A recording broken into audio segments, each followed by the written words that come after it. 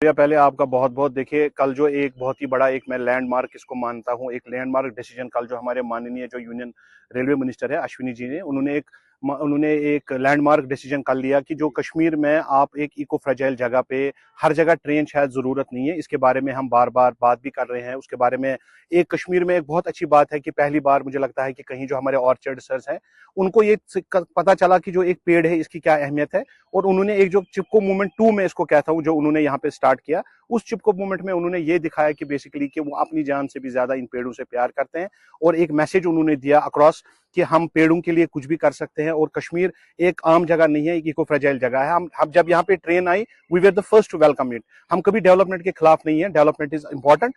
Train यहाँ पे आई है, ट्रेन अभी चल रही है, बहुत ही अच्छा है, आगे बारामूला से आगे भी जाएगी, उसमें कोई ऐतराज नहीं है। लेकिन जब भी आप कभी ट्रेन को एक इको फ्रेजाइल जगह में जैसे शुपियन या पहलगाम की तरफ लेते हैं, हमें ये खबर मतलब पता होना चाहिए, we should be knowing this कि कश्मीर का जो बहुत सारे एरियाज हैं जो बहुत ही ज्यादा इको फ्रेजाइल है, और उन इको फ्रेजाइल जगहों पे हम उस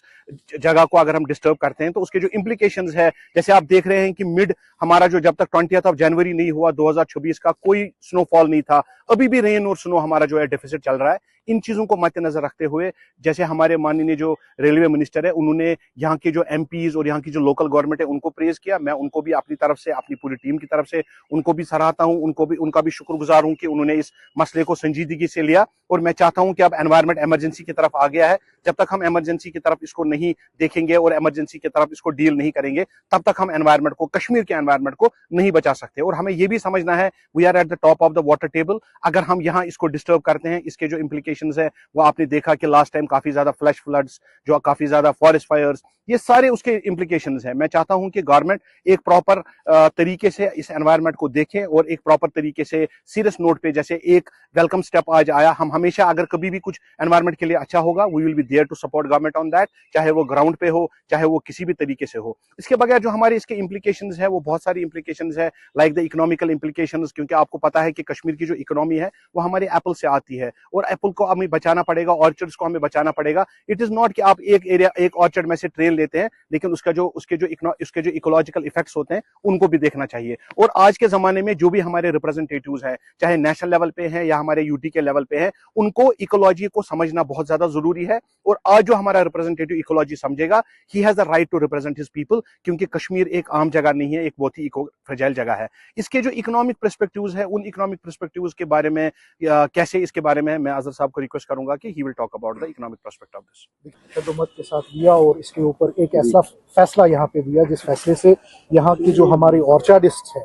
उनको एक रिलीफ मिला। देखिए,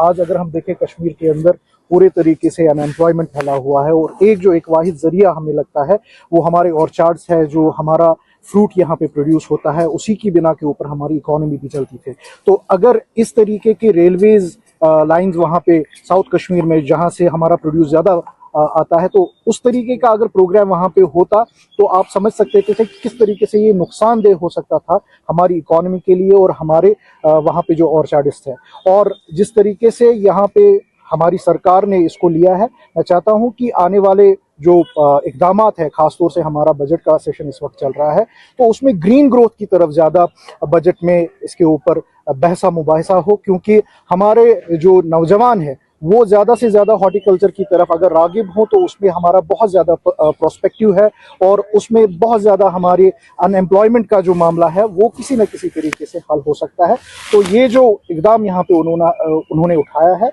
ये सराहनीय है, और इसी तरीके इकदाम हम इंशाल्लाह ताला आइंदा देखना चाहते हैं। और उसमें जिस तरीके से मैंने फिर से कहा कि ग्रीन ग्रोथ है, या हॉर्टिकल्चर के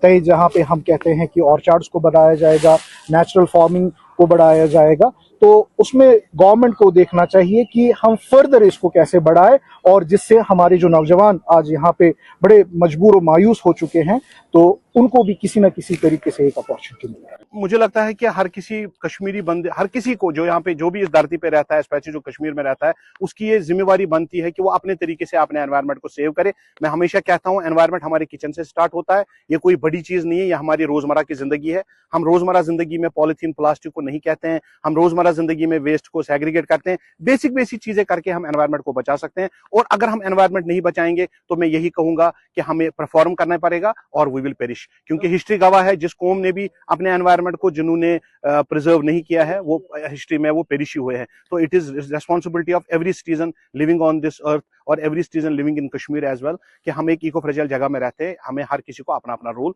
जरूरी है। तो देखिए ये पहले अभी मैं कहता हूं हमेशा कि इमरजेंसी पे आ गया अब एनवायरनमेंट, ये अवेयरनेस से निकल के इमरजेंसी पे आ गया है। हमने स्ट्रिक्ट एनवायरमेंटल लॉज लाने पड़ेंगे। Collaboration of various departments is very important. अगर ये दो चीजों पे गवर्नमेंट संजीदा है और उस पर काम करती है, मुझे लगता है कहीं ना कहीं पे हम अपनी वाटर बॉडीज और वाटर बॉडीज, वेटलैंड्स, अपने स्प्रिंग्स को अगर हम इनको रेस्टोर या सेव कर सकते हैं, in turn we will be able to save our glaciers, we will be able to save our water table as well. तो मुझे लगता है सबको मिलजुल के काम करना।